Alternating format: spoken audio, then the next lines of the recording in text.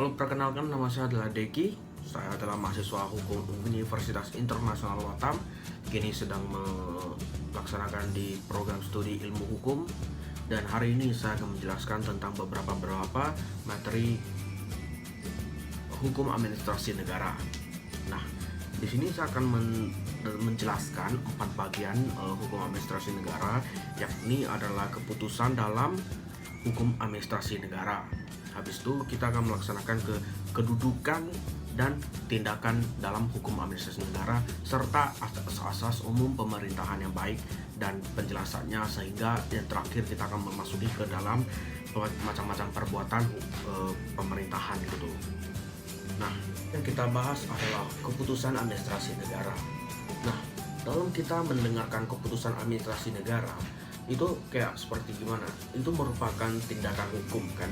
Tapi ini hukumnya sepihak oleh pemerintah berdasarkan hukum publik, di mana kewenangan mereka itu kewenangan atau tugasnya mereka itu adalah tindakan hukum berdasarkan hukum publik, merupakan kewenangan istimewa mereka, atau dalam bahasa Belanda itu ada ya, kalau nggak salah artinya adalah bijzonrecht.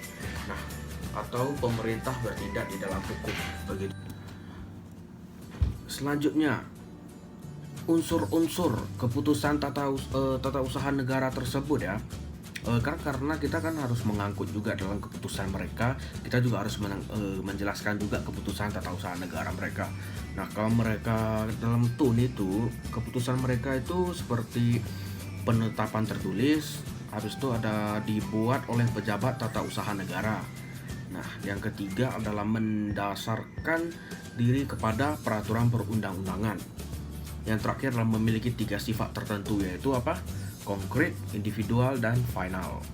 Di sini mari kita telitikan dulu apa itu konkret, apa itu individual, dan apa itu final. Nah, konkret itu mengartikan bahwa objek yang diputuskan dalam keputusan itu tidak benar atau tidak abstrak. Gak bisa bilang tidak benar itu mungkin ada segala, kalau didengar itu mungkin bisa membawa kesalahpahaman yang banyak, tapi kita bisa sebut aja itu tidak abstrak tetapi terwujud. Nah, tertentu atau dapat ditentukan, dengan kata lain wujud dari keputusan tersebut dapat dilihat dengan kasat mata begitu. Nah, sedangkan individual itu seperti gimana ya?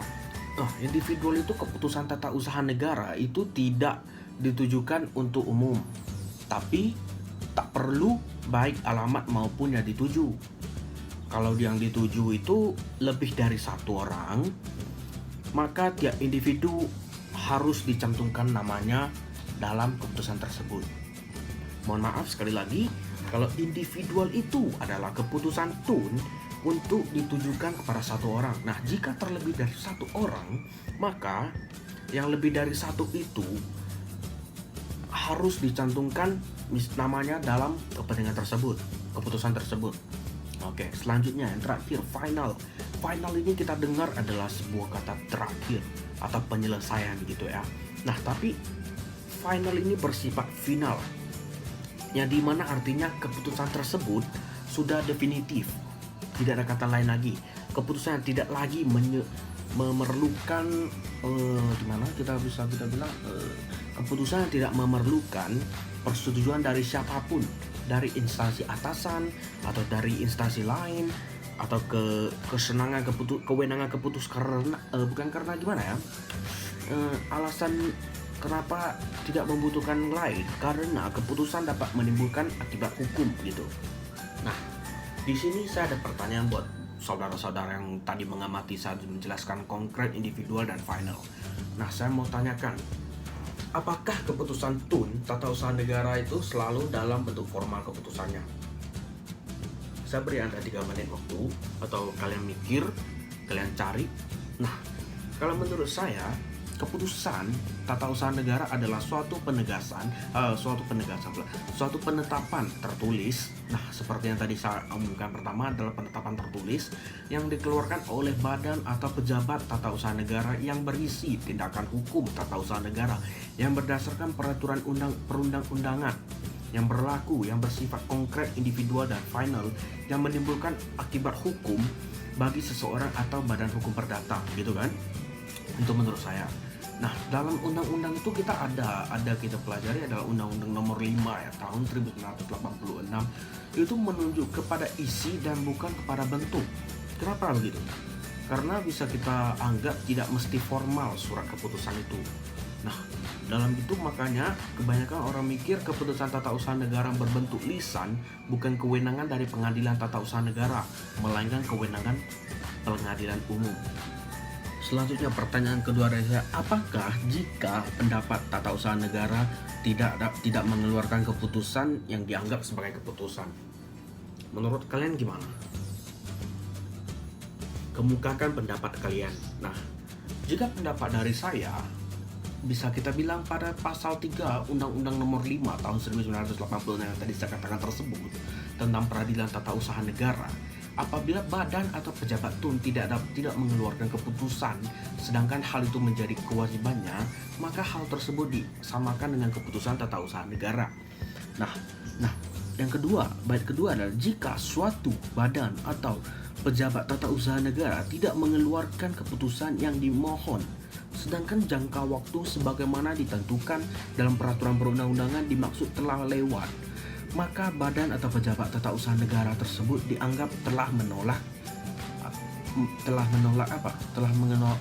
mengeluarkan keputusan yang dimaksud.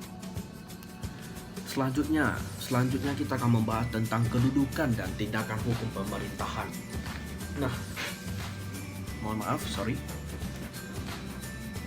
kedudukan pemerintah itu sebagai subjek hukum mewakili dua institusi, yaitu jabatan pemerintahan dan badan hukum pemerintahan.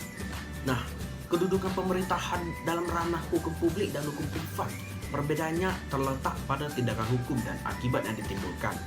Nah, tindakan pemerintah atau Bestuurderling ya kalau nggak salah ya, diartikan sebagai tindakan atau perbuatan yang dilakukan oleh alat perlengkapan negara dalam menjalankan pemerintahan. Nah, dalam menjalankan fungsi pemerintahan tersebut juga begitu. Jika dipandang dalam perspektif hukum publik, negara adalah organisasi jabatan. Nah, dalam perspektif hukum privat, negara adalah badan hukum publik. Lalu di antara jabatan-jabatan kenegaraan, salah satunya jabatan pemerintahan. Nah, di dalam hukum dikenal badan hukum. Badan hukum publik dan badan hukum privat lihat pada cara pendiriannya, wewenangnya. Nah, konsekuensi badan hukum memiliki harta kekayaan yang terpisah, jabatan tidak memiliki harta kekayaan yang memiliki, harta adalah induk dari jabatan tersebut. Tindakan hukum publik sama tindakan hukum privat ini mengartikan apa? Nah, kalau tindakan hukum publik ini, tindakan hukum publik adalah tindakan-tindakan hukum yang dilakukan oleh penguasa dalam menjalankan fungsi pemerintahan. Nah, kalau yang satu lagi adalah tindakan hukum privat, di mana tindakan hukum yang dilakukan pemerintahan dalam pergaulan keperdataan yang menimbulkan hak dan kewajiban. Nah, dari dua ini bisa kita ngambil, maka kalau publik itu mereka lakukan dalam penguasa menjalankan fungsi pemerintahan. Nah, kalau dalam privat, mereka melakukannya dilakukan pemerintah dalam pergaulan keperdataan yang menimbulkan hak dan kewajiban. Nah, kali ini tadi kita membahas kedudukan pemerintahan. Nah, saya ambil sebuah contoh. Nah, wakil bupati atau bupati. Nah, sepasangan bupati dan wakil bupati dicontreng, habis di bawahnya ada DPRD gitu kan. Nah, di bawah dari bupati dan wakil bupati ini ada apa? Sekda, sekretariat daerah. Nah, di bawah DPRD ini sama juga ada sekretariat DPRD. Nah, tapi di DPRD punya bawah kan ada sekretariat DPRD, tapi di sekretariat DPRD itu tidak memiliki apa-apa lagi. Nah, terkecuali di bupati dan wakil bupati ini. Wakil bupati dan bupati ini tadi di bawahnya ada sekda yang dimana adalah sekretariat daerah. Nah, yang di bawah dari sekretariat daerah itu mereka ada memiliki macam-macam dalam bupati itu, yaitu kelurahan, kecamatan, dinas daerah dan lembaga teknis daerah. Begitu. gini, pembagian hukum mereka itu ke dalam hukum publik dan hukum privat yang dilakukan oleh ahli hukum. Nah, itu mengatakan berkenaan dengan kesejahteraan negara. Nah, kalau dalam hukum lain ada yang bilang juga dalam hukum yang mengatur hubungan kekeluargaan itu kan. Nah, tapi pengaruhnya cukup besar dalam sejarah pemikiran hukum sampai sekarang ini ya. Salah satu pengaruh yang masih tersisa hingga kini antara lain bahwa kita tidak dapat menghindarkan diri dari pembagian tersebut, termasuk dalam mengkaji keberadaan pemerintah dalam melakukan pergaulan hukum. Begitu. Kenyataan sehari-hari menunjukkan bahwa pemerintah di samping melaksanakan kegiatan dalam bidang hukum publik, juga sering terlibat dalam lapangan keperdataan. Dalam pergaulan hukum, pemerintah sering tampil dengan dua kepala sebagai wakil dari jabatan yang tunduk pada hukum publik dan wakil dari badan hukum yang tunduk pada hukum privat. Begitu. Materi selanjutnya kita akan membahas AAUPB. AAUPB ini adalah singkatan dari Asas-Asas Umum Pemerintahan yang Baik. Nah, sebelum kita mengkaji lebih dalam dari AAUPB, kita harus mengerti dulu pengertian AAUPB. Nah, AAUPB ini dipahami sebagai asas-asas umum yang dijadikan sebagai dasar dan tata cara dalam penyelenggaraan pemerintahan yang baik.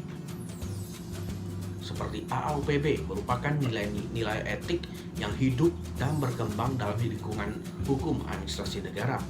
Nah, ada juga yang mengatakan sebagian besar dari AAUPB masih merupakan asas-asas yang tidak tertulis, masih abstrak dan dapat digali dalam praktik kehidupan di masyarakat. Nah, dalam sebagian asas yang lain sudah menjadi kaidah hukum tertulis dan terbencar dalam berbagai peraturan hukum positif. Dalam setahu kita ada banyak asas ya dalam asas-asas umum pemerintahan yang baik. Nah, dari sini kita akan mencoba untuk menggali lebih dalam dari asas-asas umum pemerintahan yang baik satu persatu begitu, atau beberapa contoh dari beberapa dari asas-asas UPB yang bisa kita kaji, bisa nanti kita kaji sama-sama begitu dengan teman-teman ya. Sebelum itu ya, tadi kan saya sudah menjelaskan pengertian asas-asas umum pemerintahan yang baik. Nah, sekarang kita akan mencari tahu apa fungsi AAUPB tersebut. Nah, AAUPB tersebut bagi administrasi berfungsi sebagai pedoman dan melakukan dan penerapan terhadap ketentuan-ketentuan undang-undang yang bersifat sumir, samar, dan tidak jelas. Mohon maaf. Nah, bagi warga negara sebagai pencari keadilan, AAUPB dapat dipergunakan sebagai dasar gugatan gitu ya. Nah, kalau bagi hakim tata usaha negara dapat digunakan sebagai alat menguji dan membatalkan keputusan yang pada badan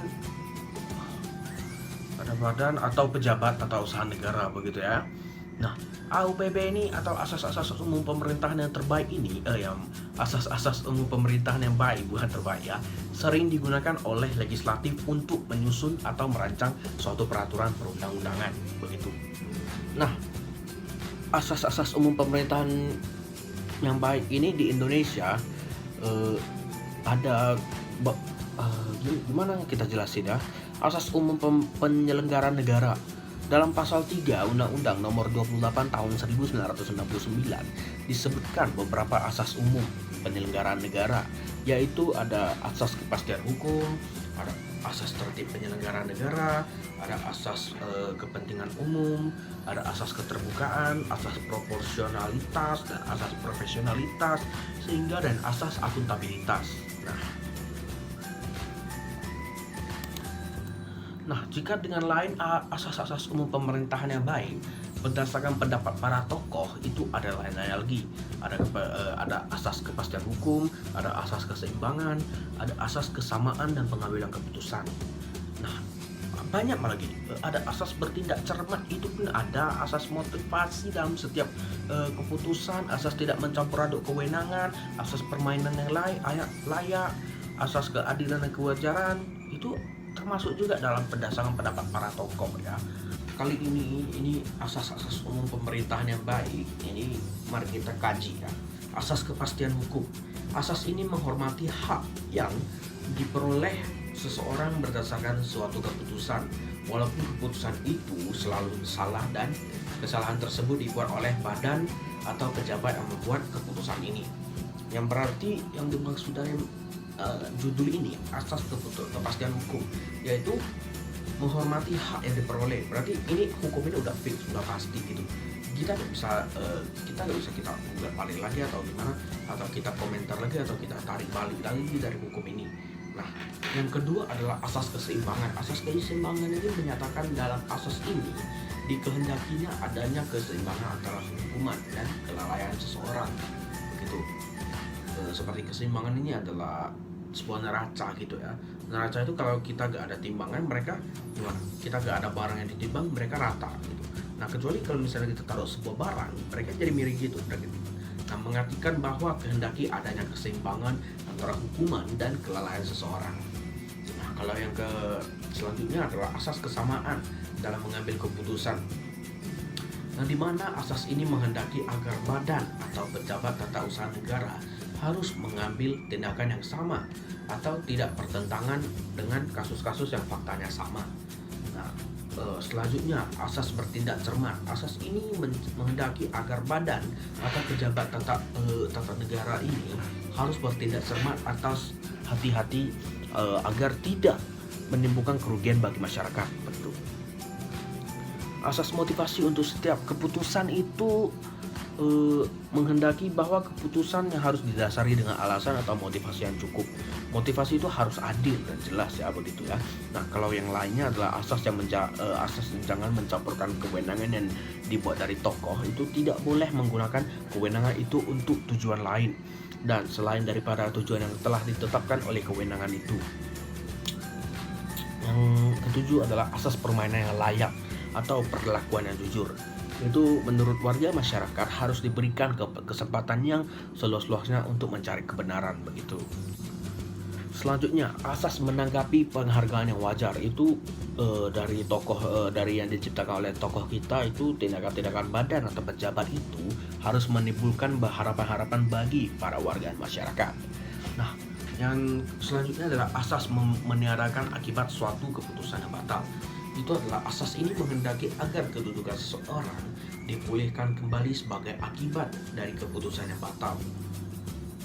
Itu seperti gimana ya? Contohnya, kita menghendaki agar kedudukan seseorang ini dipulihkan. Jadi orang yang tidak bersalah ini kita ingin membelanya agar dia tidak bersalah. Itu adalah keputusan yang batal. Itu adalah sebagai akibat dari keputusan yang batal. Misalnya orang ini gak bersalah tapi kita putuskan dia bersalah. Maka gimana? Maka adalah ini kita bisa sebagai tadi asas dari warga negara ini adalah dari sumber gugatan. Jadi sumber gugatan ada. Jadi kita bisa menganggap ini gugatan asas meniadakan akibat suatu keputusan yang batal. Selanjutnya asas keadilan dan kewajaran. Ini udah mengerti lah kalau dalam judul ini, keadilan dan kewajaran itu pasti harus penting. Karena asas ini menyatakan bahwa suatu tindakan yang tidak adil atau tidak layak adalah terlarang. Dan apabila badan atau pejabat tata usaha negara bertindak bertentangan dengan asas ini, maka tindakan itu dapat dibatalkan. Nah, asas perlindungan atas pandangan hidup atau cara hidup itu seperti setiap orang mempunyai hak atas kehidupan pribadinya dan pemerintah harus menghormati hak tersebut. Lu mau ngapain? Ya silakan lu. Lu mau ngapain? Pemerintah gak boleh ikut campur gitu. Lu mau ngapain? Emang bukan masalah lu, ngapain lu campur masalah gua gitu. Nah, selanjutnya adalah asas kebijaksanaan dalam tugas mengabdi pada kepentingan umum. Atau badan atau pejabat itu tidak perlu menunggu instruksi tetapi langsung. Ini bisa kita ambil sebagai contoh upacara kemerdekaan kita ya. Itu kita nggak perlu kita pakai bahwa wajib kita harus mengikutinya. Kita udah menghormati karena ini ulang tahun kenegaraan kita, bahwa kita harus menghadiri upacara ini adalah wajib gitu. Tidak perlu orang manggil-manggil atau orang tegas-tegas tegur-tegur kita untuk pergi ke penghadiran upacara tersebut gitu ya. Nah, asas penyelenggaraan kepentingan umum ini bisa kita bilang kepentingan umum meliputi kepentingan nasional dalam arti kepentingan bangsa gitu ya. Masyarakat, kepentingan umum mengatasi kepentingan individu, golongan dan tetapi dalam sebagian yang saya tadi jelaskan tersebut, dalam Undang-Undang Nomor 30 Tahun 2014 yang dulu itu tentang administrasi pemerintahan itu AUPB dimaksud dalam undang-undang ini meliputi asas yang baru, yaitu asas kepastian hukum, asas kemanfaatan, asas ketidakberpihakan, dan asas kecermatan sehingga tidak menyalahkan kewenangan, dan asas keterbukaan dan kepentingan umum dan pelayanan yang baik. Di atas di rincian yang saya sebut itu sudah termasuk dalam undang-undang asas umum pemerintahan yang baik. Nah, saudara, yang terakhir kita bahas adalah macam-macam perbuatan pemerintahan. Macam-macam perbuatan pemerintahan itu bisa kita bilang bahwa perbuatan yang bukan perbuatan hukum itu, dan ada dua macam ya, bisa kita banyak macam lah. Ada perbuatan yang bukan perbuatan hukum, ada perbuatan yang merupakan perbuatan hukum, ada juga perbuatan nyata. Nah, mari kita kaji sama-sama. Perbuatan yang bukan perbuatan hukum itu adalah tindakan pemerintah terhadap masyarakat yang tidak mempunyai akibat hukum. Contohnya adalah presiden mengimbau masyarakat untuk hidup sederhana. Nah, ada juga menteri perhubungan meresmikan jembatan, dan yang terakhir gubernur mengunjungi panti asuhan begitu. Nah, kalau yang lain perbuatan yang merupakan perbuatan hukum. Nah, kalau tindakan oleh pemerintahan kepada masyarakat yang dapat menimbulkan akibat hukum, bentuk keputusan dan peraturan itu. Contohnya, kalau perbuatan nyata, perbuatan pemerintah dalam rangka memberikan pelayanan yang menjadi objek kajian dalam hukum administrasi negara adalah perbuatan pemerintah yang merupakan perbuatan hukum. Perbuatan yang merupakan perbuatan hukum terdiri dari perbuatan hukum menurut hukum privat, perbuatan hukum menurut hukum publik. Kalau perbuatan hukum menurut hukum privat itu seperti pemerintahan atau pejabat administrasi negara dalam menjalankan tugasnya dalam keadaan tertentu menggunakan aturan-aturan hukum privat. Contohnya gimana? Contohnya adalah pemerintahan menyewa pesawat terbang untuk haji. Itu kan tidak. Itu kan seperti aturan-aturan hukum privat.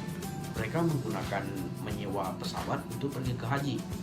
Nah, kalau perbuatan hukum menurut hukum publik itu yang pertama, perbuatan hukum publik yang bersegi satu, tidak memerlukan persetujuan pihak lain.